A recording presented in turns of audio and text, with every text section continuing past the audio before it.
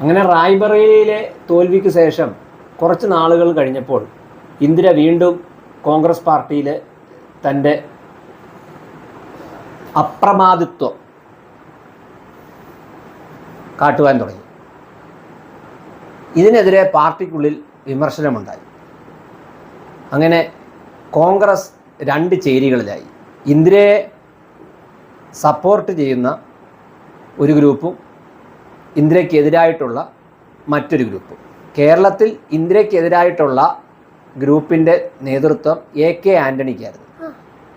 ഇന്ദിരയെ അനുകൂലിക്കുന്ന ഗ്രൂപ്പിൻ്റെ നേതൃത്വം K കരുണാകരനായിരുന്നു.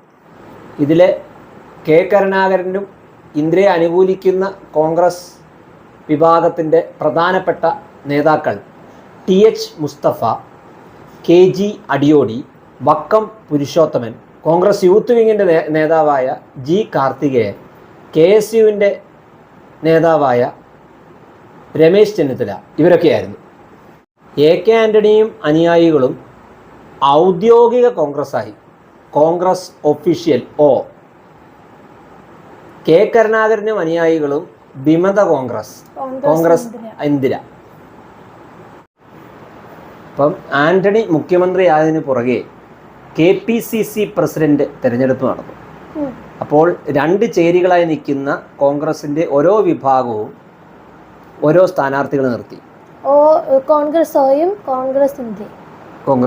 ഇന്ദിരാ കോൺഗ്രസിൻ്റെ സ്ഥാനാർത്ഥി സീനിയർ നേതാവായ മാവേലിക്കരക്കാരനുമായ CM സ്റ്റീഫനാണ്.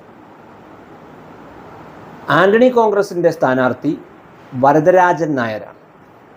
ഒടുക്കം ഇലക്ഷൻ നടന്നു കഴിഞ്ഞപ്പോൾ, തിരഞ്ഞെടുപ്പ് നടന്നപ്പോൾ വരദരാജൻ നായർ ജയിക്കുന്നു. പക്ഷേ ഇത് ഇന്ദിരാ കോൺഗ്രസ്സുകാർ അംഗീകരിക്കുന്നില്ല. അവർ KM ചാണ്ടിയെ KPCC പ്രസിഡൻ്റ് ആക്കുന്നു. കണ്ട് കോൺഗ്രസിൻ്റെ ഔദ്യോഗിക പക്ഷമായ ആൻ്റണി ഗ്രൂപ്പ് ഇന്ദിരാ കോൺഗ്രസ്സുകാരെ പുറത്താക്കുന്നു. പിന്നീട് അവർ മന്ത്രിസഭയിൽ നിന്നും, ഐക്യമുന്നണി മന്ത്രിസഭയിൽ നിന്നും പുറത്താകുന്നു. പക്ഷെ കരുണാകരൻ വെറുതെ ഇരുന്നില്ല. കരുണാകരൻ ഔദ്യോഗിക പക്ഷത്ത് നിന്ന്, കോൺഗ്രസിൻ്റെ ഔദ്യോഗിക പക്ഷത്ത് നിന്നും ആളുകളെ ചാക്കിട്ട് പിടിച്ചുകൊണ്ടേയിരുന്നു. അങ്ങനെ ക്രമേണ CPM പ്രതിപക്ഷത്ത് ഉള്ളതിനേക്കാട്ടിലും കൂടുതൽ അനുയായികൾ, കൂടുതൽ നിയമസഭാ അംഗങ്ങൾ കരുണാകരന് ആയി. ഒടുവിൽ EMSനെ പ്രതിപക്ഷ നേതാവിൻ്റെ സ്ഥാനത്ത് നിന്നും മാറ്റി കരുണാകരന് പ്രതിപക്ഷ നേതാവായി. അപ്പോൾ ഇന്ദിര ലോക്സഭാ ഇലക്ഷനിൽ അടിയന്തരാവസ്ഥയ്ക്ക് ശേഷം തോറ്റിട്ട് നിൽക്കുക. ഇന്ദിര അത് കഴിഞ്ഞ് തീരുമാനിക്കുന്നു ചിക്കമംഗളൂർ, കർണാടകയിലെ ചിക്കമംഗളൂരിൽ നിന്നും താൻ വീണ്ടും ലോക്സഭയിലേക്ക് മത്സരിക്കുക. ഇത് കോൺഗ്രസ് ഹൈക്കമാൻഡ് സമ്മതിക്കുന്നു. ആ സംഭവം ആൻ്റണിയെ ചൊടിപ്പിക്കുന്നു. ഹൈക്കമാൻഡ് ഇന്ദിരയെ സപ്പോർട്ട് ചെയ്യുന്ന കാര്യം ആൻ്റണിയെ ചൊടിപ്പിക്കുന്നു. ആൻ്റണി പറയുന്നു, ഞാൻ രാജിവെക്കുകയാണ് മുഖ്യമന്ത്രി സ്ഥാനം. കാരണം ഹൈക്കമാൻഡ് ആവശ്യപ്പെട്ടിട്ടാണ് ഞാൻ മുഖ്യമന്ത്രിയായത്. ഹൈക്കമാൻഡിൻ്റെ നീക്കങ്ങളുമായി എനിക്കിപ്പോൾ യോജിപ്പില്ല, അതുകൊണ്ട് എനിക്ക് ഈ മുഖ്യമന്ത്രി സ്ഥാനം വേണ്ട എന്നും പറഞ്ഞ് ആൻ്റണി ഒഴിയുന്നു. അങ്ങനെ അധികാരമോഹമില്ലാത്ത ഒരു ആദർശധീരനായി ആൻ്റണി വീണ്ടും പൊതുജന മധ്യത്തിൽ ഉയർന്നു വരികയാണ്. അങ്ങനെ ആൻ്റണി രാജിവെച്ചപ്പോൾ പിന്നെ പൊതുസമ്മതനായ നേതാവായിട്ട് ഉയർന്നു വന്നത് CPIയുടെ PK വാസുദേവൻ നായരാണ്. PKV ആൻ്റണി മന്ത്രിസഭയിലെ വ്യവസായ മന്ത്രിയായിരുന്നു.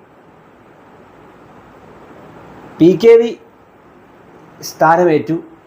അങ്ങനെ CPIയിൽ നിന്ന് രണ്ടാമത്തെ കേരള മുഖ്യമന്ത്രി അച്യുത മേനോന് ശേഷം PKV ഭരണത്തിലോട്ട് ഏറിയപ്പം തന്നെ ആൻ്റണിയും CPMനോട് കൂടുതൽ അടുക്കാൻ തുടങ്ങി. കാരണം ആൻ്റണിക്ക് ഇന്ദിരാ കോൺഗ്രസുമായിട്ട് ശക്തമായ വിയോജിപ്പുണ്ട്. ആൻ്റണിയും കൂട്ടരും പതുക്കെ CPMനോട് അടുക്കാൻ തുടങ്ങി.